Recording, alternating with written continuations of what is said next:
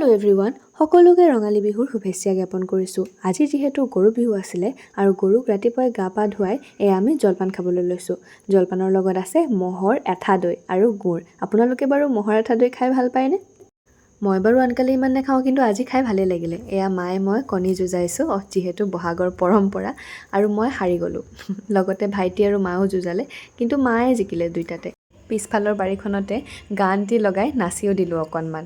বহাগ মানে যিহেতু বিহু, লগতে মাকো অলপ জোৰ কৰি পেলাই নচুৱালোঁ। এইখন হৈছে আমাৰ পিছফালৰ বাৰীখন। নাচি বাগি ভাগৰ লগাত আৰু গৰম উঠাত ঘৰৰে গছৰ নাৰিকল এটি পাৰি নাৰিকলৰ পানী খালোঁ। গৰু বিহুৰ দিনাখন আকৌ জেতুকাৰ লগোৱাৰ নিয়ম এটা আছে নহয়। গধূলি নোহোৱাৰ আগতে পাত কেইখিলামান ছিঙি ল'লোঁ আৰু চাওক ওপৰত ইমান ধুনীয়াকৈ লাগি আছে। সেইখিনি ধুই মেলি এতিয়া পিচিম। জেতুকা লগাই পিছে মই বৰ ভাল পাওঁ। লগতে এইফালে মায়ে খুন্দি আছে গৰুৰ কাৰণে পিঠা। ৰাতি যিহেতু জাক দিয়াৰ সময়ত গৰুকো পিঠা খুৱাব লাগিব। অকল মানুহে পিঠা খালে হ'ব জানো? যিহেতু গৰু বিহু, গতিকে আজি গৰুৰ কাৰণে পিঠা বনোৱা হ'ব।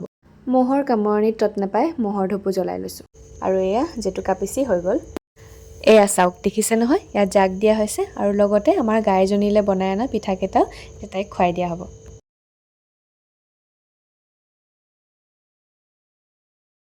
And finally my favourite part is here, য'ত মই জেতুকা লগাই আছোঁ আৰু জেতুকাখিনি ইমান ধুনীয়াকৈ পিচ কৰিছে চাওকচোন। দেউতাৰ হাততো এপাহ ফুল আঁকি দিলোঁ জেতুকাৰে। আজিলৈ ইমানে, বাই বাই গাইজ। কাইলৈ দেখাই আছোঁ মোৰ জেতুকাৰ ৰং কেনেকুৱা ধৰিছে। Thank you so' much for ৱাচিং।